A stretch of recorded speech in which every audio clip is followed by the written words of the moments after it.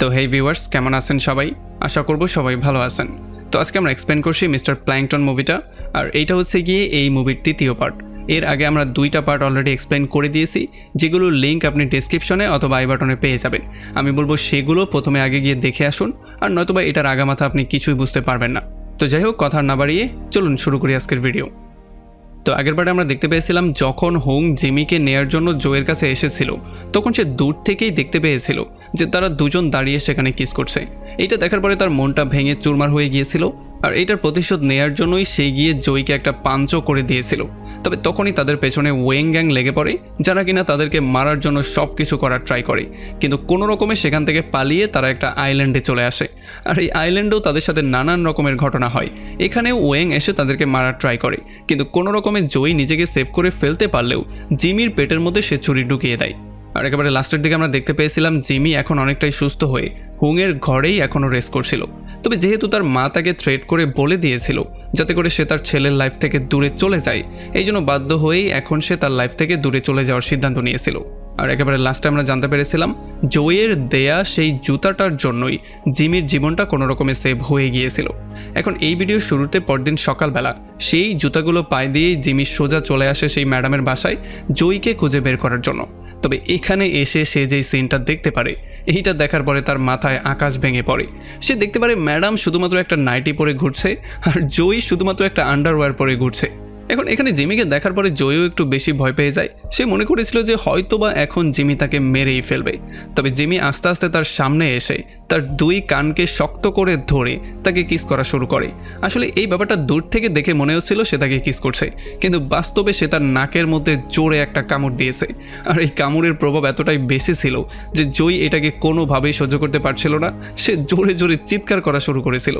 এরপরে জিমি প্রচণ্ড রাগের মাথায় এসে জয়কে ইচ্ছা রকম ধোলাই করা শুরু করে, আর এই ধোলাই থামাতে গিয়ে ম্যাডামও একটু আহত হয়ে যায়। ম্যাডামের নাক দিয়ে রক্ত বের হওয়া শুরু হয়ে যায়।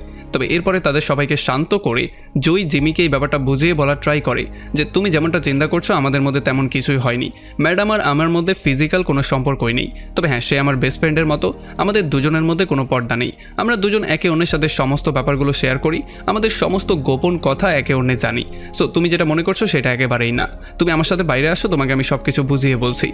এরপরে বাইরে এনে জয় জিমিকে একটা ট্যাক্সির মধ্যে তুলে আবারও হোংয়ের কাছে যাওয়ার জন্য পরামর্শ দেয়। তবে যেহেতু জিমি অলরেডি হোংয়ের থেকে ব্রেকআপ করে চলে এসেছে, এই জন্য সে ট্যাক্সি থেকে নেমে যায়, আর সে সেখানে যাওয়ার জন্য সরাসরি না করে দেয়। তবে তখন জয় তাকে এটা বুঝিয়ে বলার ট্রাই করে যে দেখো, আমি তোমার সাথে ভালো ব্যবহার করছি, তার মানে এইটা না যে আমি তোমাকে আগের মতোই ভালোবাসি। আমার ভালো ব্যবহারকে তুমি একেবারেই ভালোবাসা মনে করো না। তাছাড়া আমরা যখনই দুজন একসাথে হয়ে যাই তখন আমাদের জীবনের মধ্যে বিভিন্ন রকমের বিপদ চলে আসে, মানে আমাদের জীবনের 12টা বেজে যায়। সো আমরা দুজন একে অন্যের জন্য একেবারেই পারফেক্ট না। সো আমাদের দুজনের দুদিকে যাওয়াটাই উত্তম কাজ হবে। সো তুমি তোমার রাস্তায় চলে যাও, আমি আমার রাস্তায় চলে যাই। এইটা বলেই জয় প্রচণ্ড আপসেট হয়ে কান্না করতে করতে জিমিকে সেখানে রেখে দিয়েই ম্যাডামের কাছে চলে আসে। এখানে ম্যাডাম তাকে জিজ্ঞেস করে যে তুমি যেহেতু তাকে ভালোবাসো এই জন্যই তুমি তাকে ছেড়ে দিয়ে চলে এসেছো, তাই না? তবে জয় তাকে বলে যে মানুষ যাকে ভালোবাসে তাকে সে যেই কোনো মূল্যে তার নিজের সঙ্গে রাখতে চায়, সে কোনোদিনও তাকে ছেড়ে আসতে চায় না। তবে ম্যাডাম তার মনের অবস্থা খুব ভালো করেই জানতো, এই জন্য সে গিয়ে তাকে হাক করে, আর তখনই জয় বাচ্চাদের মতো কান্না করা শুরু করে। এরপরে যখন জয় শুয়েছিল তখন হঠাৎই বৃষ্টি পড়া শুরু হয়ে যায়, আর বারবার করে বিদ্যুৎ চমকানো শুরু করে। এই জন্য জয়ের জিমিকে নিয়ে টেনশন হওয়া শুরু হয়ে যায়, কারণ তার মনে হচ্ছিল যে সে হয়তোবা এখনও সেখানেই দাঁড়িয়ে আছে যেখানে সে তাকে রেখে এসেছিল, মানে সে সেখানেই দাঁড়িয়ে হয়তো তার জন্য ওয়েট করছে। যদিও প্রথম দিকে সে নিজেকে কোনো রকমে কনভিন্স করে ফেলে যে যদি সে দাঁড়িয়ে থাকে তাহলে সে দাঁড়িয়েই থাকুক, কারণ আমার তাতে কিছু যায় আসে না। তবে পরবর্তীতে সে আর নিজেকে কন্ট্রোল করে রাখতে পারে না। সে একটা ছাতি নিয়ে যখন তাকে সেই জায়গায় খুঁজতে যায় তখন সে তাকে সেখানে পায় না। এই জন্য সে চলে আসে তার পুরনো সেই বাড়িতে, মানে যেখানে আগে সে বাস করত। আর এখানে এসে সে ফাইনালি জিমিকে পেয়ে যায়। আসলে জিমিও চিন্তা করেছিল যে জয় তাকে খুঁজতে খুঁজতে এই পর্যন্ত অবশ্যই আসবে, আর তার চিন্তাটা সম্পূর্ণ ঠিক ছিল। জয় তাকে খুঁজতে খুঁজতে এই পর্যন্ত চলেই এসেছে। এরপরে সে জয়কে একটা জিনিস দেখায়। সে বলে যে দেখো, আমি একটা স্পেশাল জিনিস পেয়েছি। আসলে তারা দুজন যখন রিলেশনশিপে ছিল তখন জয় তাকে একটা কমিটমেন্ট রিং দিয়েছিল, আর সে নিজেও একটা পরেছিল। তবে যখন তাদের ব্রেকআপ হয়ে গিয়েছিল তখন জিমি তার রিংটা ফেলে দিয়ে চলে গিয়েছিল, আর জয় এই রিংটাকে কালেক্ট করে তার অ্যাকোরিয়ামের মধ্যে রেখে দিয়েছিল। তবে যখন এখানে ওয়াংয়ের গুন্ডারা এসেছিল তখন তারা এখানে প্রচণ্ড ভাঙচুর করেছিল, আর এই অ্যাকোরিয়ামটাকেও তারা ভেঙে ফেলেছিল, যে জন্য এই রিংগুলো সেখান থেকে বাইরে এসে সোজা ঘরের মধ্যে একটা কোণার মধ্যে পড়েছিল। আর এখন যখন জিমি এখানে আসে তখন প্রথমেই সে এই রিংগুলো পেয়ে যায়। আর এই রিংগুলো আবারও ফিরে পেয়ে জিমি অনেক বেশি হ্যাপি হয়ে যায় আর সে বারবার করে জয়কে এটা বলা শুরু করে। আর এইবার জয়ও নিজেকে কন্ট্রোল করতে না পেরে ফাইনালি এইটা স্বীকার করে ফেলে যে সে তাকে আগের মতো এখনও ভালোবাসে। এটা বলেই তারা দুজনেই ইমোশনাল হয়ে যায় আর তারা দুজন আরও বেশি ক্লোজও হয়ে যায়। তবে তখন অন্যদিকে আমরা দেখতে পারি জিমিকে ছাড়া হোংয়ের অবস্থা প্রচণ্ড খারাপ হয়েছিল। সে প্রত্যেকটা জায়গায় শুধু জিমিকেই দেখতে পাচ্ছিল আর সে কিছুটা পাগলের মতো হয়ে গিয়েছিল। সে খাবার দাবার খাচ্ছিল না, কোনো কিছু করছিল না, শুধু বসে বসে ঝিমাচ্ছিল। আর যখন তার মা এই ব্যাপারগুলো বুঝতে পারে তখন সে বুঝতে পারে যে যদি এমনটাই চলতে থাকে তাহলে একটা সময় আমার ছেলে হয়তো পাগলই হয়ে যাবে। আর তখন এদিকে যেহেতু টিঙ্গুর এখন একটা কাজের দরকার ছিল, এই জন্য টিঙ্গু আবারও তার সেই পুরনো প্রফেশনে ফিরে চলে আসে। মানে সে আবারও মানুষের জন্য কাজ করা শুরু করে। এখানে একটা ছোট্ট মেয়ে তাকে একটা কাজ দেয় তার ভাইকে খুঁজে বের করার, কারণ তার ভাই অনেক বছর আগে ঘর থেকে পালিয়ে গিয়েছিল। আর যখন টিঙ্গু এই মেয়েটার ভাইকে খোঁজার জন্য জয়কে রিকোয়েস্ট করে বলে এই মেয়েটার সঙ্গে গিয়ে মিট করতে, তখন জয় এই মেয়েটার সঙ্গে মিট করে পুরোপুরি শকড হয়ে যায়। সে জানতে পারে আসলে এইটাই হচ্ছে গিয়ে তার সৎ ভাই। আর এই মেয়েটাও তাকে বলে যে আমার ভাই অনেক আগেই ঘর থেকে পালিয়ে চলে গিয়েছিল, তাছাড়া এখন আমার বাবা মায়ের মধ্যেও সম্পর্কটা ভালো চলছে না। আমার মা আমার বাবাকে ডিভোর্স দিয়ে বিদেশে চলে যাচ্ছে আর সে আমাকে সঙ্গে করে নিয়ে যাবে। তবে আমার বাবাকে নিয়ে আমার অনেক বেশি টেনশন হচ্ছে। সে কি করে একা একা বাস করবে, কি করে নিজেকে কন্ট্রোল করবে, সেই ব্যাপারগুলো নিয়ে আমার অনেক বেশি টেনশন হচ্ছে। সো প্লিজ আপনি আমার ভাইকে যেই কোনো ওয়েতে খুঁজে বের করে দিন, যাতে করে আমার ভাই আমার বাবার খেয়াল রাখতে পারে, কারণ সে যদি এখানে থাকে তাহলে নিশ্চয়ই সে তার বাবার খেয়াল রাখবে। আর এই সমস্ত ব্যাপারগুলো শোনার পরে ফাইনালি জয় এই ব্যাপারটা রিয়েলাইজ করে ফেলে যে আসলে টিঙ্গু এই ব্যাপারটা আগেই জেনে গিয়েছিল যে এই মেয়েটা হচ্ছে গিয়ে আমার সৎ বোন। এই জন্যই সে এই মেয়েটার সঙ্গে আমাকে মিট করার জন্য পাঠিয়েছে। আর সে এখানে এই মেয়েটার সাথে খুবই ভালো সময় স্পেন্ড করে। এরপরে সে তার ভাইকে খুঁজে বের করার প্রমিস করে সে তাকে তার বাসায় পাঠিয়ে দেয়। আর তখন এদিকে আমরা দেখতে পারি জিমি এই ব্যাপারটা বুঝতেই পারছিল না যে এখন সে কী করবে। এই জন্য সেও সোজা চলে আসে ম্যাডামের কাছে। আর ম্যাডামকে এসে সে বলে যে আমি ফ্রিতে এখানে খাবার দাবার খেতে চাই না। সো আপনার কাছে যদি এমন কোনো কাজ থাকে যেটা আমি করতে পারবো তাহলে প্লিজ আমাকে সেই কাজের মধ্যে ঢুকিয়ে দিন। আর তখন প্রথমে ম্যাডাম একটু টেনশনের মধ্যেই পড়ে যায়, তবে পরবর্তীতে সে তাকে বলে যে গুন্ডার রোল প্লে করতে পারবে। যদিও এইটা শোনার পরে জিমিও একটু শকড হয়ে যায় যে সে কি করে গুন্ডার রোল প্লে করবে। তখন ম্যাডাম তাকে এটা বুঝিয়ে বলে যে আসলে একজন আমার থেকে টাকা হাওলাত নিয়েছিল, তবে এখন সে কোনোভাবেই টাকা দিতে চাইছে না। এই জন্য তোমাকে গুন্ডার রোল প্লে করতে হবে, মানে তোমাকে মেকআপ করে একেবারে গুন্ডাদের মতো সাজতে হবে। আর তোমাকে তেমন কোনো কাজও করতে হবে না, শুধু আমার চারপাশে ঘোরাঘুরি করবে আর তাদের দিকে এমন করে তাকাবে যেন তাদেরকে তুমি ছিঁড়ে বিড়ে খেয়ে ফেলবে। আর এই সমস্ত ব্যাপারগুলো শোনার পরে জিমির কাছে মনে হয় যে এই কাজটা হয়তো তার জন্য খুবই এক্সাইটিং হতে যাচ্ছে। এই জন্য সে বৃষ্টের মতো মেকআপ করে ফেলে আর ম্যাডামের সঙ্গে বেরিয়ে পড়ে সেই টাকাগুলোকে উসুল করার জন্য। আর তখন এদিকে আমরা দেখতে পারি একটা রেস্টুরেন্টে জয় আর টিঙ্গু বসে খাবার দাবার খাচ্ছিল। আর এখানে টিঙ্গু তাকে একটা গুড নিউজ দিয়ে বলে যে তোমার তো কয়দিন পরে লটারি লাগার কথা, কারণ তোমার বাবার লিস্টের যেই থার্ড ক্যান্ডিডেট আছে সে তো হচ্ছে একজন বিলিনিয়র।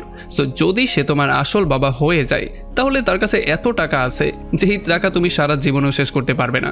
আর তাছাড়া তোমার যেই ছোটোখাটো সমস্যা আছে সেই সমস্যার চিকিৎসাও সে করিয়ে ফেলতে পারবে। তবে যখন তারা এই সমস্ত কথাবার্তাগুলো বলছিল তখন এই কথাবার্তার মাঝখানেই জয়ের একটা হাত লক হয়ে যায়। সে কোনোভাবেই হাতটাকে নাড়াতে পারছিল না। আর যখন সে বারবার করে হাতটাকে নাড়ানোর ট্রাই করছিল তখন তার হাতে থাকা গ্লাসটাও নিচে পড়ে যায়, যেই জন্য আশেপাশের মানুষজনও তাকে নোটিস করা শুরু করে। আর এতক্ষণে জয়ী অদ্ভুত রকমের পেইনও ফিল করা শুরু করে দিয়েছিল। সে বুঝতেই পারছিল না এখন সে করবেটা কি। আর হঠাৎই তার চোখের সামনে আবারও অন্ধকার হয়ে যায় আর সে মাটিতে শুয়ে পড়ে। এগুলো দেখার পরে টিঙ্গুও অনেক বেশি শক্ট হয়ে যায়, কারণ জয়ের রোগ সম্পর্কে এখনও টিঙ্গু ভালো করে জানতো না। সে জানতো তার ছোটোখাটো একটা রোগ আছে, তবে তার যে এত ভয়ঙ্কর রোগ সেই ব্যাপারটা এখনও টিঙ্গু জানতো না। এই জন্য সে বুঝতেও পারছিল না যে জয়ের সাথে হচ্ছেটা কি আর এইটার সমাধানই বা কী। তবে আমরা দেখতে পারি জয়ও তাকে তেমন কিছু বলে না। সে বলে যে আমার একটু নেশা বেশি হয়ে গেছে। এটা বলে সে গাড়ির মাধ্যমে কোনো রকমে আবারও ম্যাডামের বাড়িতে চলে আসে। আর এরপরে যতক্ষণে সে ম্যাডামের দরজার সামনে আসে ততক্ষণে সে অনেকটাই সুস্থ হয়ে গেছে। তবে ততক্ষণে এখানে ম্যাডাম আর জিমিও চলে আসে। আর যখন জয় জানতে পারে যে ম্যাডাম জিমিকে নিয়ে টাকাগুলোকে কালেক্ট করার জন্য গিয়েছিল তখন তার মাথা প্রচণ্ড গরম হয়ে যায় আর সে ম্যাডামকে উল্টাপাল্টা বলা শুরু করে। সে তাকে বলে আপনি জিমিকে নিয়ে সেই ডাস্টবিনে গিয়েছিলেন, আপনি কি তাকেও আপনার মতো বানাতে চান? আর এই সমস্ত ব্যাপারগুলো শোনার পরে ম্যাডামের মাথাও প্রচণ্ড গরম হয়ে যায়। আর সে তাকে বলে যে তুমি আমার কাজকে ডাস্টবিনের সঙ্গে কি করে তুলনা করতে পারো? তুমি কি ভুলে গিয়েছো যে এই কাজ করেই আমি তোমাকে বড় করেছি? তাছাড়া বিগত 12টা বছর প্রত্যেকটা দিন আমি এখানেই কাজ করি, তখন তো তোমার কোনো সমস্যা ছিল না। আর যখন আজকে তোমার গার্লফ্রেন্ডকে একদিনের জন্য আমি নিয়ে গেলাম তখন তোমার সমস্যার আর শেষ নেই। এগুলো বলে সে বাচ্চাদের মতো কান্নাকাটি করা শুরু করে। এরপর তারা সবাই ঘরেও চলে আসে। তবে ঘরে এসে জয় তার কাছে মাপ চাওয়া শুরু করে। সে তাকে বলে যে আপনি যেটা মনে করেছেন আমি সেটা বলতে চাইনি। আসলে ব্যাপারটা হচ্ছে ছোটবেলা থেকে আপনি আমার জন্য যা কিছুই করেছেন সেই ব্যাপারগুলোর জন্য আমি আপনার কাছে চিরকৃতজ্ঞ। তবে জিমির জন্য আমার মাথাটা এমনিতেই অনেকটা গরম হয়েছিল, যেই জন্য আমি আপনাকে এটা বলে দিয়েছি। সো প্লিজ আমাকে মাফ করে দিন। তবে ম্যাডাম কোনোভাবেই তার কথা শুনতে চাইছিল না। এই জন্য ফাইনালি বাধ্য হয়ে জয় তাকে একটা ফানি ডান্স করে হাসানোর ট্রাই করে। আসলে ছোটবেলা থেকে যখনই ম্যাডাম তার উপরে রাগ করতো তখন সে এই ফানি ডান্সটা করে তাকে হাসানোর ট্রাই করতো, আর প্রত্যেকবার এই ট্রিক্সটা কাজও করতো, আর এইবারও এই ট্রিক্সটা কাজ করে। এরপরে যখন তাদের তিনজনের মুড ঠিক হয়ে যায় তখন জিমি তাদের সবাইকে মিস্টার সিন সম্পর্কে বলে। সে বলে যে মিস্টার সিন আমার বাবা হলেও হতে পারে, কারণ সেই তালিকার মধ্যে 3 নম্বর বাবা হচ্ছে মিস্টার সিন। সো যদি সে আমার বাবা হয়ে যায় তাহলে আমি তার কাছ থেকে 100 কোটি টাকা নিব। আর সে জিমিকে বলে তোমার জন্য এই টাকা দিয়ে আমি একটা কিন্ডারগার্টেন খুলে দিব। আসলে আমরা জানতে পারি যে জিমি আগে একটা কিন্ডারগার্টেন স্কুলের টিচার ছিল, তবে এখন যেহেতু এই সমস্ত কাজগুলো সে মিস করছিল এই জন্যই সে তাকে কিন্ডারগার্টেন স্কুলের টিচার বানাতে যাচ্ছিল। আর তখন ম্যাডাম তাকে জিজ্ঞেস করে যে আমার জন্য তুমি কি নেবে। তখন সে বলে যে তোমার জন্য মাল দেবে একটা বিশাল বড় ভিলা, যেই ভিলাতে মদের আনলিমিটেড স্টক থাকবে। আর তখন জিমি তাকে জিজ্ঞেস করে যে তুমি তোমার নিজের জন্য কি নেবে। তখন সে বলে যে আমি চিন্তা করছি একটা হার্লি ডেভিডসন নিয়ে নেব, সেখানে তোমাকে পেছনে বসিয়ে আমি আমেরিকার রোডে একটা ট্রিপ দিব। আর এই সমস্ত ব্যাপারগুলো শোনার পরে এখানে সবাই খুবই হ্যাপি হয়ে যায়। এরপরে পরদিন সকালবেলা জিমি আর জয় চলে আসে একটা সেরেমনিতে, যেখানে আমরা মিস্টার সিনকেও দেখতে পারি। আর মিস্টার সিন যখন গিয়ে মিডিয়ার সঙ্গে কথাবার্তা বলছিল তখন এখানেও জয়ের অবস্থা খারাপ হওয়া শুরু হয়। মানে তার রোগটা তাকে অ্যাটাক করে দেয়, যেই জন্য তার মাথায় প্রচণ্ড পেইন হওয়া শুরু হয়ে যায়। এই জন্য সে জিমিকে নিয়ে এখান থেকে চলে যাওয়ার ট্রাই করে। তবে জিমি কোনোভাবেই তার সঙ্গে যেতে চাইছিল না। সে তাকে বলে যে এত দূরে এত কষ্ট করে আসার পরে আমরা কোনোভাবেই খালি হাতে ফেরত যেতে চাই না। এই জন্য সে দৌড়ে গিয়ে লাফিয়ে মিস্টার সিনের কাছ থেকে একটা চুল ছেঁড়ার ট্রাই করে। তবে মিস্টার সিনের সমস্ত চুলই তার হাতে চলে আসে। আসলে মিস্টার সিন ছিল টাকলা, সে উইগ পরে মানুষের সামনে ঘোরাফেরা করত, কিন্তু এই ব্যাপারটা এখন পর্যন্ত কেউ জানতো না। তবে যেহেতু জিমি পাবলিক প্লেসে সমস্ত মিডিয়ার সামনে তার উইগটা খুলে ফেলেছে এই জন্য সে অনেকটা লজ্জাবোধ করা শুরু করে। আর এই জন্য তার সমস্ত বডিগার্ডরা দ্রুত তাকে সেখান থেকে মধ্যে নিয়ে যায়। আর যখনই জিমি সেখান থেকে জয়ের দিকে ব্যাক করার ট্রাই করছিল তখনই তার নজর পড়ে জয়ের উপরে, যে কিনা ফ্লোরের মধ্যে শুয়েছিল। আসলে জয়ের আবারও অ্যাটাক হয়েছিল, যেই জন্য সে এখানে পুরোপুরি বেহুশি হয়ে গিয়েছিল। আর এইটা দেখার পরে জিমি দ্রুত তাকে নিয়ে হসপিটাল ভর্তি করায়। এখান থেকে সিন শিফট হয়ে যায় কয়েক বছর পেছনে। আমরা দেখতে পারি এখানে জিমির সাথে একটা মহিলা মিট করতে আসে। আর এই মহিলা বলে আমি হচ্ছে গিয়ে তোমার মায়ের ফ্রেন্ড। আসলে তোমার মা তোমাকে অনেক বেশি ভালোবাসতো, আর তোমার মা খুবই ভালো একজন মানুষও ছিল। তবে তোমার মায়ের এমন একটা রোগ হয়ে গিয়েছিল যেই রোগের জন্য তার মৃত্যু নিশ্চিত হয়ে গিয়েছিল। মানে ডাক্তার বলে দিয়েছিল তার হাতে খুব বেশি একটা সময় নেই, এই জন্য সে বাধ্য হয়েই তোমাকে অরফানেজে পাঠিয়ে দিয়েছিল। আর যেহেতু আমিও ছিলাম অনেক গরিব এই জন্য কোনোভাবে আমিও তোমাকে পালতে পারিনি। মানে আমাদের দুজনের ইচ্ছা থাকা সত্ত্বেও কোনোভাবেই তোমাকে আমাদের কাছে রাখতে পারিনি। তবে এই জিনিসটা তুমি সবসময় মাথায় রাখবে যে আমরা তোমাকে অনেক বেশি ভালোবাসতাম। এরপরে কথায় কথায় এই মহিলা তাকে বলে দেয় যে তোমার মায়ের যেই রোগটা হয়েছিল সেই রোগটা এখন আমারও হয়েছে, যার মানে আমার হাতেও খুবই কম সময় আছে, খুব শীঘ্রই আমিও মরতে যাচ্ছি। আর এই সমস্ত ব্যাপারগুলো শোনার পরে জিমিও অনেক বেশি ইমোশনাল হয়ে যায়। আর এরপর সে বাইরে বেরিয়ে এই আন্টিকে কিছু টাকা দেওয়ারও ট্রাই করে। যদিও প্রথমে সে টাকাগুলো নিতে চাইছিল না, তবে যেহেতু বারবার করে জিমি ফোর্স করছিল এই জন্য সে টাকাগুলো নিয়ে নেয়। আর জিমি এই টাকাগুলো জমিয়েছিল কিন্ডারগার্টেন স্কুলে জব করে। এরপর এই মহিলা সেখান থেকে বেরিয়ে চলে আসে আর গাড়িতে এসে তার হাজব্যান্ডকে সমস্ত ব্যাপারগুলো বলে। আর তখন আমরা জানতে পারি যে তারা দুজন হচ্ছে গিয়ে আসলে ফ্রড। আসলে তারা জিমির ইমোশনের ফায়দা নিয়ে তার থেকে কিছু টাকা লুট করার প্ল্যানিং করেছিল। তবে জয় এই সমস্ত ব্যাপারগুলো জেনে যায়, এই জন্য সে এসে তাদেরকে ধোলাই করা শুরু করে। এরপরে এই মহিলাকে ধরে থ্রেট করে তার থেকে কোনো রকমে সেই সমস্ত টাকাগুলো নিয়ে আবারও জিমির কাছে চলে আসে। আর জিমিকে এসে টাকাগুলো দিয়ে সমস্ত সত্যিটা বলে দেয়। এগুলো শোনার পরে জিমি প্রচণ্ড রকমের কান্না করা শুরু করে, কারণ সে অনেক বেশি হার্ট ফিল করছিল। কারণ সে বুঝতেই পারছিল যে তার মা সম্পর্কে সে আর কোনোদিনও হয়তো জানতে পারবে না, তাছাড়া সে জানতেও পারবে না তার আসল ডেট অফ বার্থ কোনটা। কারণ যেই দিন তাকে অরফানেজে দিয়ে আসা হয়েছিল অরফানেজের লোকজন সেই দিনকেই তার বার্থডে বানিয়ে দিয়েছিল। তবে জিমির অনেক ইচ্ছা ছিল তার রিয়েল বার্থডেটা জানার জন্য আর তার রিয়েল বার্থডেটা সেলিব্রেট করার জন্য। তবে সে কোনোভাবে এটা জানতে পারবে না, এইটা চিন্তা করেই সে খুবই আপসেট হয়ে গিয়েছিল। তবে তখন আবার জয় তাকে শান্ত করার জন্য তাকে প্রমিস করে বলে দেয় যে আমি তোমার রিয়েল বার্থডে একদিন না একদিন বের করেই ছাড়বো। এরপরে এখান থেকে সিন সোজা প্রেজেন্টে ব্যাক করে। আর আমরা দেখতে পারি এখন যেহেতু জয়কে হসপিটালে ভর্তি করানো হয়েছে এই জন্য জয়ের রোগ সম্পর্কে জিমি আর ম্যাডাম দুজনেই জেনে যায়। এখানে যখন ডক্টর সমস্ত ব্যাপারগুলো তাদেরকে এক্সপ্লেন করে বলছিল তখন ম্যাডাম ডক্টরকে বলার ট্রাই করে যে দেখুন আমি জীবনে অনেক টাকা ইনকাম করেছি, সো আপনি এখনই তার চিকিৎসা শুরু করে দিন, যত টাকা লাগবে সমস্ত টাকা আমি দেব। তবে ডক্টর তাকে বলে যে যদি এই জিনিসটা সম্ভব হতো তাহলে আমি এখনই কাজ শুরু করে দিতাম, কিন্তু আসলেই এই রোগটার কোনো চিকিৎসা নেই, আপনাকে এই রোগীকে 24 ঘন্টায় মেডিকেল ফ্যাসিলিটির মধ্যে রাখতে হবে। তবে এইটা শোনার পরে ম্যাডাম এই ব্যাপারটা ক্লিয়ারলি বুঝে যায় যে এই কাজটা তো সেই সমস্ত মানুষদের সাথে করা হয় যাদের হাতে সময় অনেক কম আছে। এটা চিন্তা করে সে বাচ্চাদের মতো কান্না করা শুরু করে। আর তখন এদিকে জিমির সেই সমস্ত স্মৃতিগুলো মনে পড়া শুরু হয়ে যায় যখন সে জয়ের সাথে ছিল, আর বারবার করে সে তাকে উল্টাপাল্টা অনেক কিছু বলেছিল, কতবার তো সে তাকে মরে যাওয়ার জন্য বলেছিল। আর এগুলোর জন্য এখন সে খুবই গিল্টি ফিল করা শুরু করে। এই জন্য সে ম্যাডামকে গিয়ে সমস্ত ব্যাপারটা বলে দেয়। সে বলে যে ট্রিপের সময় অনেকবারই আমার মনে হয়েছিল সে হয়তো অসুস্থ, সে অনেকবার বেহুশও হয়ে গিয়েছিল, তবে আমার মনে হচ্ছিল সে হয়তোবার নাটক করছে, এই জন্য আমি তেমন একটা কেয়ার করিনি। তাছাড়া আমি তো তাকে কয়েকবার বলেও দিয়েছিলাম তুমি মরে যাও। তবে এই সমস্ত ব্যাপারগুলো শোনার পরে ম্যাডামের মাথা প্রচণ্ড গরম হয়ে যায়, আর সে জিমির গালে জোরে একটা চড় মেরে দেয়। আর এর একটু পরে জিমি সিদ্ধান্ত নেয় যে যতক্ষণ পর্যন্ত জয়ের হসপিটালে চিকিৎসা চলছে ততক্ষণ পর্যন্ত শুধুমাত্র এখানে বসে বসে ওয়েট করার জায়গায় সে মিস্টার সিনের থেকে যেই কোনো ওয়েতে তার ডিএনএ স্যাম্পল কালেক্ট করার ট্রাই করবে। এই জন্য সে দ্রুত চলে আসে মিস্টার সিনের বাড়ির সামনে, আর যখন মিস্টার সিন যাওয়ার ট্রাই করছিল তখন সে তার গাড়ির সামনে চলে আসে, আর সে বারবার করে রিকোয়েস্ট করে বলার ট্রাই করে যাতে করে মিস্টার সিন তার সঙ্গে একটু কথা বলে। তবে তার লোকজন কোনোভাবেই তার কথা শুনতে চাইছিল না, আর তারা জোর করে তাকে সেখান থেকে সরিয়ে দেওয়ার ট্রাই করছিল। তবে তখন জিমি দ্রুত গিয়ে মিস্টার সিনের উইন্ডোর মধ্যে জোরে জোরে পেটানো শুরু করে, আর তাকে গ্লাসটাকে নিচে নামানোর জন্য বলে যাতে করে সে তার সঙ্গে একটু কথা বলতে পারে। আর যখন মিস্টার সিন তার গ্লাসটাকে নিচে নামায় তখন সেই গ্লাসের মাঝখান দিয়ে জিমি সোজা গাড়ির মধ্যেই চলে আসে। এখন মিস্টার সিন বুঝতেই পারছিল না সে চায়টা কি, এই জন্য সে বলে তুমি চাও কি আমার কাছে সেটা তুমি আগে বলো। তখন জিমি বলে যে আমি কিছুই চাই না, আপনি শুধু আমার মুখের উপর একটু থুতু দিয়ে দিন, আমি এই থুতু নিয়েই এখান থেকে চলে যাব। তবে মিস্টার সিন বুঝতেই পারছিল না যে আসলে হচ্ছেটা কি, এই পাগল তার পেছনে কেন লেগে গেল। আর এদিকে তার সিকিউরিটি গার্ডরা যত করেই জিমিকে সরানোর ট্রাই করছিল কোনোভাবেই কোনো কাজ হচ্ছিল না, আর এতক্ষণে চারপাশে মানুষও জমা হয়ে গিয়েছিল, যে জন্য বাধ্য হয়ে মিস্টার সিন তার থেকে তার পিছু ছাড়ানোর জন্য তার মুখের উপরে সত্যি সত্যি একটু থুতু দিয়ে দেয়। আর জিমিও এই থুতু নিয়ে খুশি খুশি সেখান থেকে বেরিয়ে চলে আসে, আর এই থুতুগুলোকে একটা শিশির মধ্যে ভরে সেটাকে ডিএনএ স্যাম্পলের জন্য পাঠিয়ে দেয়। আর তখন অন্যদিকে আমরা দেখতে পারি হুংয়ের অবস্থা প্রচণ্ড খারাপ হয়েছিল, সে আরও একবার ঘর থেকে পালিয়ে চলে গিয়েছিল। যদিও এইবার সে জিমিকে খোঁজার জন্য কোনো ট্রাই করেনি, তবে এইবার সে নিজের মতো করে নিজের একটা লাইফ লিড করতে চাইছিল। সে কোনোভাবেই রাজকুমারের বেড়াজালের মধ্যে থাকতে চাইছিল না, সে চাইছিল একা একা একটা শান্তির লাইফ লিড করতে। যদিও এই সমস্ত ব্যাপারগুলোতে তার মা তাকে নিয়ে টেনশন করা শুরু করে, সে তাকে বারবার করে কলও করছিল, তবে হুং কোনোভাবেই তার কল রিসিভ করছিল না। সে এখানে যাই করছিল বারবার করে জিমির স্মৃতি তার মাথায় ঘুরছিল, আর এই স্মৃতিটাই তাকে পাগল করে দিচ্ছিল। আর তখন এদিকে জিমির জয়ের একটা স্মৃতি মনে পড়ে যায়, যেখানে জয় তাকে বলেছিল যে আমি কখনোই হসপিটালের ছাদ দেখতে দেখতে মরতে চাই না, আমি তো মরতে চাই এই নীল আকাশের নিচে সুন্দর প্রকৃতির মধ্যে।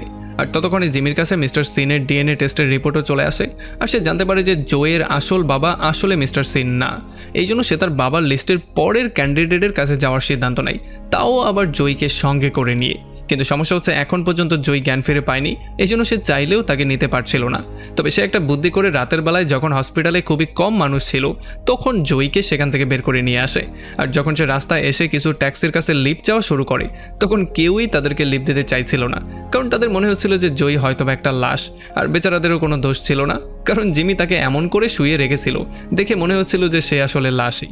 এরপরে যখন জিমি জয়কে বসিয়ে দেয় আর সে ট্যাক্সিগুলোকে বারবার করে থামানোর ট্রাই করে তখন হঠাৎই জয় মাটিতে পড়ে যায়, আর মাটিতে পড়ে যাওয়ার জন্য তার মাথায় একটু ব্যথাও পেয়ে যায়, আর এই ব্যথার জন্য সে কিছু সময়ের জন্য জ্ঞানও ফিরে পেয়ে যায়। আর পরের সিনে আমরা দেখতে পারি তারা দুজন মিলে তার পরবর্তী বাবাকে খুঁজে বের করার জন্য নতুন করে একটা ট্রিপে বেরিয়ে পড়ে।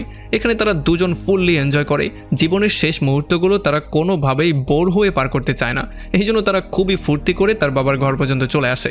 আর ঘরের বাইরে দাঁড়িয়ে জয় জিমিকে বলে যে এইবারও কি তুমি আমার জন্য আমার হয়ে কথা বলতে যাবে। তখন জিমি বলে যে কেন নয়, এইটা বলেই সে কথা বলতে চলে যায়। জিমি খুশি খুশি নাচতে নাচতে সেই ঘরের সামনে গিয়ে ডোরবেলে নক করে, আর ভেতর থেকে একটা মহিলা দরজা খুলে, আর তার ফ্যামিলি পেছনে বসে খাবার দাবার খাচ্ছিল। এখন এই মহিলাকে দেখার পরে জিমি কিছু একটা ফিল করা শুরু করে, আর সে এক নজরে এই মহিলার দিকে তাকিয়েছিল, আর এই মহিলাও তাকে দেখার পরে কিছু একটা ফিল করছিল। তবে তখনই তারা বুঝতে পারে যে পেছন দিয়ে জয় গাড়ি স্টার্ট করে চলে যাচ্ছে, এই জন্য জিমি বুঝতে পারে যে সে আসলে এখান থেকে পালিয়ে যাচ্ছে। আর সে এই ব্যাপারটাও ক্লিয়ারলি বুঝতে পারে যে জয় আসলে তাকে মিথ্যা কথা বলে তার 4 নাম্বার বাবার কাছে নিয়ে যাওয়ার জায়গায় জিমির আসল মায়ের কাছে নিয়ে এসেছে। এই জন্য সে সেখান থেকে দৌড়ে জয়ীকে থামানোর ট্রাই করে আর সেই গাড়ির পেছনে অনেকটা দূর চলে আসে। তবে জয়ী কোনোভাবেই গাড়ি থামায় না, সে গাড়ি চালিয়ে সেখান থেকে পালিয়ে চলে যায়। আর ওই মহিলাও তাকে ফলো করতে করতে এখানে চলে আসে। আর এই মহিলা এসে তাকে জিজ্ঞেস করে যে তুমি এখানে কান্না কেন করছো, আমাকে দেখার পরে তুমি এমন করে তাকিয়ে কেন ছিলে। তখন জিমি প্রচণ্ড মাথা গরম করে তাকে জিজ্ঞেস করে যে তাতে আপনার কি সমস্যা হয়েছে, আপনি কি আমাকে চেনেন, আপনি জানেন আমি কে, আপনি কি আপনার ফ্যামিলির সামনে আমাকে অ্যাকসেপ্ট করতে পারবেন। তখন এই মহিলা আস্তে আস্তে করে পেছনের দিকে যাওয়া শুরু করে। আসলে তখনই ব্যাপারটা আমরা জানতে পারি যে জিমির মা আসলে বিয়ের আগে জিমিকে জন্ম দিয়েছিল, এই জন্য তার ফ্যামিলির সামনে সে কোনোভাবেই তাকে অ্যাকসেপ্ট করতে পারবে না, আর সে আগেও এই জন্যই তাকে অরফানেজে দিয়ে দিয়েছিল। আর এদিকে যখন জয় বাসার দিকে ব্যাক করছিল তখন রাস্তায় সে হুংকেও পেয়ে যায়। আর এখানে প্রথমেই সে হুংয়ের সামনে প্রচণ্ড কান্নাকাটি করে। সে বলে যে আমি জিমিকে তার আসল মায়ের কাছে দিয়ে এসেছি, এখন সে তার রিয়েল বার্থডেটা তার থেকে যেই কোনো ওয়েতে জেনে ফেলতে পারবে। তবে একটু পরে সে আবার রিগ্রেটও ফিল করা শুরু করে। সে চিন্তা করে যেই মা তাকে ছোটোবেলায় তার কাছে রাখেনি, সে এখন কি তাকে পরিচয় দিতে পারবে, সে কি আসলেই তাকে পরিচয় দিবে। আমি তো তাকে সেই জায়গায় রেখে দিয়ে চলে আসলাম যেখান থেকে তাকে অরফানেজে ফেলে দেওয়া হয়েছিল। আর তখন এদিকে জিমিকে হুংয়ের মা কল দেয় আর তাকে দ্রুত তার সঙ্গে মিট করার জন্য বলে। আর সেখানে আমরা দেখতে পারি ম্যাডামও চলে আসে আর তারা দুজন মিলে পরামর্শ করে যে এই মেয়েটাকে আগে এখানে আসতে দাও, কারণ এই মেয়েটা আমার ছেলেকে নিয়ে পালিয়েছে। আর তখন ম্যাডামও বলে যে হ্যাঁ আমার ছেলেকে ওই মেয়েটা নিয়ে পালিয়েছে। তবে আসলে তারা এই ব্যাপারটা জানতো না যে বেচারি জিমি এখন একা একা ঘুরছে আর তাদের দুই ছেলে একসাথে ঘোরাঘুরি করছে। আর যখন জিমি সেখানে গিয়ে পৌঁছায় তখন প্রথমেই হুংয়ের মম তাকে নিয়ে থ্রেট করা শুরু করে আর তাকে জিজ্ঞেস করা শুরু করে তার ছেলে কোথায়। তবে জিমি তাকে সরাসরি বলে যে আমি জানি না সে কোথায় আছে। তবে তখন সে তার ফোন দিয়ে তাকে একটা ভয়েস মেসেজ পাঠানোর জন্য বলে।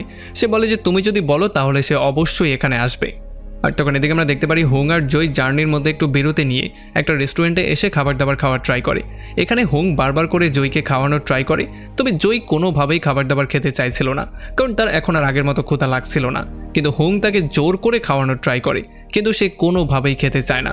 আর তখন হুং তাকে জিজ্ঞেস করে যে ছোটোবেলায় কি তুমি এত জেদি ছিলে নাকি, মানে তুমিও কি তোমার মাকে এমন করে ডিস্টার্ব করতে। তখন জয় তাকে বলে যে হ্যাঁ আপনি যা বলছেন সব কিছুই সত্যি, কারণ আসল সমস্যাটার কারণেই ছিল আমার রাগ। আর তখনই সিনটা পাস্টে চলে আসে আর আমরা দেখতে পারি ছোট জয় বারবার করে তার মায়ের কাছে জিদ করে বলা শুরু করে যে যেই কোনো ওয়েতে তার একটা বোন দরকার। তবে তার মাও তাকে বারবার করে না করে, সে বলে যে আমার জন্য তুমিই যথেষ্ট, সো আমার আর অন্য কোনো বাচ্চার দরকার নেই। কিন্তু সেও বারবার করে তার মাকে ফোর্স করে বলে যেই কোনো ওয়েতে তার একটা বোন দরকারই দরকার। এই জন্য ফাইনালি তার মা বাধ্য হয়েই হসপিটালে কল দিয়ে ডাক্তারকে জিজ্ঞেস করে যে তার হাজব্যান্ডের যেই স্পাম এখনও হসপিটালে পড়ে আছে সেটা দিয়ে কোনো বাচ্চা করা সম্ভব কিনা। তবে তখনই সে জানতে পেরেছিল যে আসলে জয়েরই জন্ম হয়েছিল অন্য কারো স্পামের মাধ্যমে। আর এই ব্যাপারটা শোনার পরে তার মা পুরোপুরি শক্ট হয়ে গিয়েছিল, তবে সেই ব্যাপারটা তার হাজব্যান্ডের সাথে শেয়ার করতে চাচ্ছিল না, আর সেই ব্যাপারটা তার হাজব্যান্ডের সাথে শেয়ারও করেনি।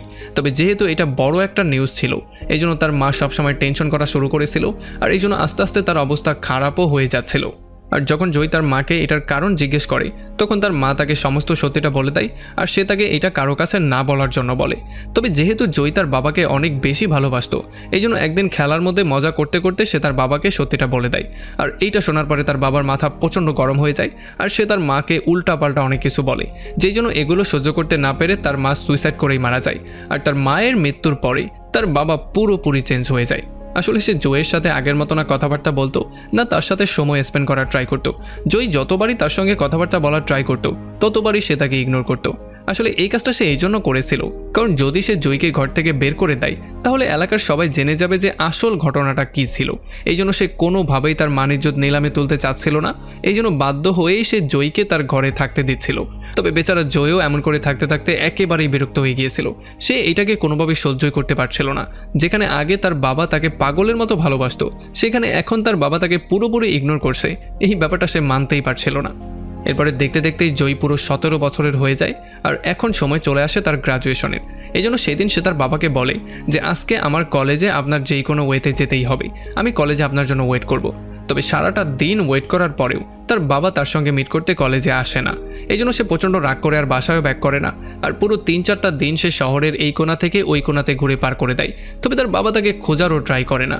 তবে যেহেতু বাইরে অনেকটা ঠান্ডা ছিল আর 3-4 দিন ধরে সে কিছু খাচ্ছিলও না, এই জন্য ঠান্ডা আর ক্ষুধায় সে প্রচণ্ড বিরক্ত হয়ে গিয়েছিল।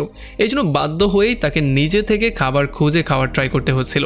আর এরপরে তো জয়ের লাইফটা পুরোপুরি চেঞ্জ হয়ে যায়, কারণ যখন সে ডাস্টবিন থেকে খাবার খুঁজে বের করার ট্রাই করছিল তখন ম্যাডাম তাকে দেখে ফেলেছিল আর খাবারের লোভে সেও ম্যাডামকে ফলো করে করে তার ঘরের কাছে চলে গিয়েছিল। আর এরপর তো একটা পর্যায়ে সে ম্যাডামের কুকুরই হয়ে গিয়েছিল, মানে প্রত্যেকদিন সে ম্যাডামের থেকে খাবার খাওয়া শুরু করেছিল।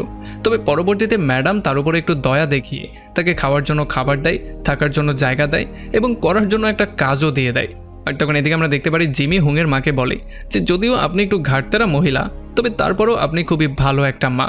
আপনি এখন পর্যন্ত হুংয়ের সঙ্গ দিয়েছেন, হুংকে পৃথিবীর সমস্ত খারাপ জিনিস থেকে সেভ করার ট্রাই করেছেন।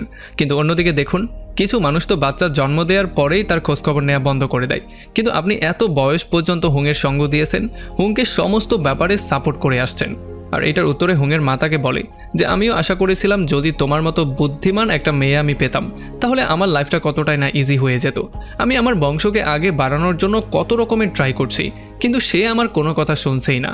এখন তো তার টেক কেয়ার করাটাও আমার জন্য অনেক কষ্টকর হয়ে গেছে, কারণ এখন তো সে আমাকে নিজের শত্রুই মনে করা শুরু করেছে। আর তখন এখানে আমরা দেখতে পারি জয় আর হুং দৌড়ে চলে আসে আর যার যার ফ্যামিলি তাকে ইচ্ছা মতো ধোলাই করা শুরু করে। আমরা দেখতে পারি প্রথমে ম্যাডাম জয়কে একটু ধোলাই করে, পরবর্তীতে সে নিজেই কান্নাকাটি করা শুরু করে। সে বলে যে তুমি জানো আমার উপর দিয়ে কি গিয়েছে, হসপিটাল থেকে পালিয়ে যাওয়ার পরে অন্তত একটা কল দিয়ে আমাকে এতটুকু তো বলতে পারতে যে আমি ঠিক আছি।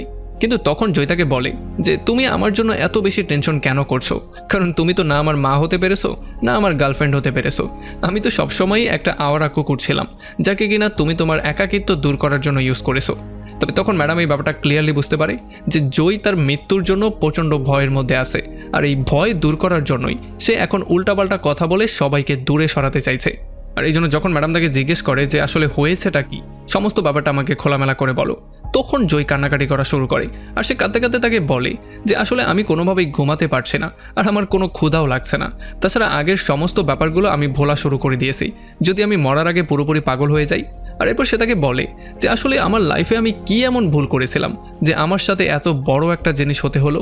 আর এগুলো শোনার পরে ম্যাডামও প্রচণ্ড আপসেট হয়ে যায় আর সে তাকে জড়িয়ে ধরে কান্নাকাটি করা শুরু করে। আর তখন আমরা দেখতে পারি বাইরে থেকে বসে জিমিও তাদের কথাবার্তাগুলোকে শুনছিল, যেগুলো শোনার পরে সেও নিজেকে ধরে রাখতে পারে না, এই জন্য সেও কান্নাকাটি করা শুরু করে। আর তখন এদিকে আমরা দেখতে পারি ড্রাইভিং সিটে জন বসেছিল আর হুং আর তার মা বসেছিল পেছনের সিটে। এখানে হুংয়ের মা তাকে জিজ্ঞেস করে যে আমি তোমাকে কতগুলো কল দিয়েছি, সেই খবর কি তোমার আছে? তুমি তো একটা কলও পিক করোনি, বরং একটু পরে ফোনটা বন্ধ করে দিয়েছিলে। আর যখন সে তার ফোনটা নিয়ে ফোনটা অন করে তখন সে দেখতে পারে যে তার মায়ের সমস্ত কল আর মেসেজগুলো একটার পর একটা আসা শুরু করেছে। এই সমস্ত ব্যাপারগুলো দেখার পরে সেও একটু বেশি শকড হয়ে যায়। তবে এরপরে তার মা তাকে গাড়ি থেকে বের হওয়ার জন্য বলে আর হুংও গাড়ি থেকে বেরিয়ে চলে আসে। আর তখন তার মা জনকে বলে দ্রুত বাসার দিকে চলো। আর এইটা দেখার পরে হুংও পুরোপুরি শকড হয়ে যায়, কারণ সে বুঝতেই পারছিল না যে তার মা তাকে কি করে রাস্তার মধ্যে একা ছেড়ে দিয়ে এখান থেকে বাসায় চলে গেল। তবে পরবর্তীতে তার মা তাকে কল দিয়ে বলে যে যাও, তোমার জীবন তুমি নিজের মতো করে কাটাও, তুমি যেমনটা চেয়েছিলে তেমন একটা লাইফ তুমি লিড করো, আমি কোনোদিনও তোমাকে আর আটকাতে আসবো না। আমি এতদিন ধরে সবসময় সব কিছু থেকে তোমাকে বাঁচানোর ট্রাই করছিলাম, কিন্তু যেহেতু তুমি এই ব্যাপারগুলো বুঝতে পারছো না, এই জন্য যাও তুমি নিজের মতো করে নিজের লাইফটা লিড করো। তবে হ্যাঁ, মাঝে মধ্যে আমাকে কল দিয়ে নিজের খোঁজখবর জানাতে একেবারেই ভুলবে না। আর এটা বলেই সে ফোনটা কাট করে দেয়। আর আমরা দেখতে পারি সে জনের থেকে তার চশমাটা নিয়ে বলে যে তুমি আমেরিকায় থাকতে থাকতে অনেকটাই পাতলা হয়ে গিয়েছো, সো কিছুদিন আমার বাসায় থাকো আমার ছেলে হয়ে। আর এই প্রথমবার জন তাকে বলে যে ঠিক আছে মা। আর আমরা দেখতে পারি এইটা শোনার পরে হুংয়ের মাও অনেক বেশি হ্যাপি হয়ে যায়।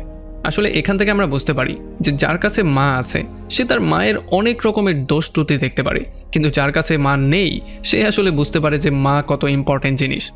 আর এদিকে জয়ের মনে হচ্ছিল জিমি তার উপরে প্রচণ্ড রাগ করে আছে আর আজকে সে তাকে আচ্ছা রকম ধোলাই করবে। তবে জিমি তাকে এমনটা না করে সোজা তাকে জড়িয়ে ধরে তাকে আদর করা শুরু করে। আর এরপরে সে তার উপরে একটু রাগ করে। সে বলে যে তুমি আমাকে না বলেই আমার আসল মায়ের কাছে আমাকে রেখে দিয়ে চলে এসেছিলে, কিন্তু তুমি যখন আমাকে রিং পরিয়েছিলে তখন তুমি প্রমিস করেছিলে তুমি কোনোদিন আমাকে একা ছাড়বে না, তুমি কিন্তু তোমার প্রমিস রক্ষা করতে পারোনি। তবে তখন জয় তার কাছে মাপ চায়, সে বলে যে এমনটা আর সে কোনোদিনও করবে না। আর এর পরের সিনে আমরা দেখতে পারি জিমি, জয়, হুং, টিঙ্গু এবং ম্যাডাম তারা সবাই একসাথে মিলে এখানে ডিনার করে আর রাতের বেলায় একই রুমের মধ্যে ঘুমিয়ে পড়ে।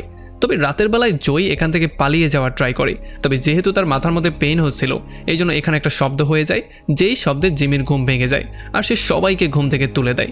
জিমি দৌড়ে এই ট্যাক্সিটাকে ফলো করার ট্রাই করে, তবে সে কোনোভাবেই ট্যাক্সিটার নাগাল পাচ্ছিল না। আর তখন টিঙ্গু এই ট্যাক্সিটার লোকেশন ট্র্যাক করে এটা বের করে ফেলে যে জয় আসলে কোথায় গিয়েছে। আসলে জয় গিয়েছিল তার বাবার কাছে, মানে তার আসল বাবার কাছে না, যে কিনা তাকে ছোটবেলা থেকে বড় করেছিল। আর যখন এতগুলো বছর পরে তার এই বাবা তাকে সামনে দেখতে পারে তখন সে অনেক বেশি ইমোশনাল হয়ে যায় আর সে তখনই তাকে জড়িয়ে ধরে। এরপর সে তাকে নিয়ে সোজা তার ঘরের মধ্যে চলে আসে আর ঘরের মধ্যে এসে জয়ী পুরোপুরি শকড হয়ে যায়। সে দেখতে পারে এই ঘরটা এখন পর্যন্ত ঠিক তেমনই আছে যেমনটা ছোটবেলায় সে দেখতে পেয়েছিল। এখানে জয়ের ছোটবেলা থেকে শুরু করে বড় হওয়া পর্যন্ত যতগুলো বই ছিল, যতগুলো প্রতিযোগিতায় সে অংশগ্রহণ করেছিল সেই সমস্ত ভিডিও ক্যাসেট ছিল। তাছাড়া এখানে জয়ের গ্রাজুয়েশনের সার্টিফিকেটটাও ছিল। যেমন আমরা এটা ক্লিয়ারলি বুঝতে পারি যে গ্রাজুয়েশনের সেই দিন তার বাবা সেখানে গিয়েছিল, তবে সে অনেকটা লেট হয়ে গিয়েছিল। সেও জয়কে অনেক বেশি ভালোবাসতো, তবে সে তার ভালোবাসাটা কোনোভাবেই শো করতে পারছিল না। আর এরপর আমাদেরকে দেখানো হয় কয়েকদিন পরের সিন। আমরা দেখতে পারি এখানে যখন জয়ী তার রুমে ঘুমানোর ট্রাই করছিল তখনই জানলা দিয়ে জিমি চলে আসে। আর এরপর সে জয়কে নিয়ে একটা ট্রিপে বেরিয়ে পড়ে। আর এই ট্রিপে তারা দুজন অনেক ফুর্তি করে। আর এদিকে একটা রান্নার টিভি শোতে হুংয়ের মম জনকে নিয়ে সেখানে পার্টিসিপেট করে। এদিকে টিঙ্গুও ম্যাডামের ঘরের মধ্যে শিফট হয়ে গিয়েছিল আর এখন সে ম্যাডামের চামচা হয়ে গেছে। তাছাড়া তাদের দুজনের মধ্যে কিছু একটা তো চলছিল, মানে কিছু রহস্যজনক। হয়তো তারা খুব শীঘ্রই দুজনের ডেটও করা শুরু করবে। আর তখন এদিকে আমরা দেখতে পারি হুং মাউন্টেন ক্লাইম্বিং করে ভিডিও করছিল, মানে এখন সে একজন ব্লগার হয়ে গেছে। আর মাঝে মধ্যে জিমিও এই ভিডিওগুলো দেখতো আর সে লাইকও করে ফেলতো। তবে জয়ী কোনোভাবে এগুলোকে সহ্য করতে পারতো না, মানে সে অনেকটাই জেলাস ফিল করতো। আর যতবারই জিমি তার ভিডিওতে লাইক করতো সে তার ভিডিও থেকে লাইক সরিয়ে ফেলতো। আর যেহেতু জিমির ইচ্ছা ছিল অনেক উঁচু থেকে শহরটাকে দেখা, এই জন্য সে তাকে একটা পাহাড়ের উপরে নিয়ে আসে। আর এখানে তারা অনেক রকম করে এনজয় করে। তারা খুবই সুন্দর সুন্দর মেমোরি ক্রিয়েট করার ট্রাই করে। তবে একদিন যখন তারা একটা বরফের পাহাড়ের উপরে গিয়েছিল তখন হঠাৎই আবারও জয়ের অবস্থা খারাপ হওয়া শুরু হয়ে যায়। তার নাক দিয়ে রক্ত পড়া শুরু হয়ে যায় আর চোখের সামনে আবারও সব কিছু গোলা হয়ে যায়। এই নিরিবিলি জায়গার মধ্যে যেখানে কারো কাছ থেকে সাহায্য চাওয়া সম্ভব ছিল না, সেখানে জিমি কান্না করতে করতে পাগলের মতো হয়ে যায়। সে বুঝতেই পারছিল না এখন সে কী করবে। আর আমরা দেখতে পারি জয়ও এখন আর মরতে চাইছিল না, সে জিমির জন্য বাঁচতে চাইছিল, সে তার সাথে সংসার করার জন্য বাঁচতে চাইছিল। কিন্তু জয়ও এই ব্যাপারটা খুব ক্লিয়ার করে জানতো যে তার নিয়তি তাকে কখনোই এমনটা করতে দিবে না। তার কাছে এখন খুবই অল্প সময় বাকি আছে। তবে সে এই ব্যাপারটার জন্য হ্যাপি ছিল যে সে হসপিটালের 4 দেয়ালের মধ্যে না মারা যেয়ে এখন সে বরফের চাদরের উপরে শুয়ে আছে আর সুন্দর প্রকৃতির মাঝখানে মারা যাবে। তার চোখের সামনে নীল আকাশও ছিল, তাছাড়া একটা খুবই সুন্দর মেয়ে ছিল যে কিনা তাকে অনেক বেশি ভালোবাসতো। আর এই জন্য জয় তাকে আই লাভ ইউ বলে আর জিমিও তাকে আই লাভ ইউ টু বলে।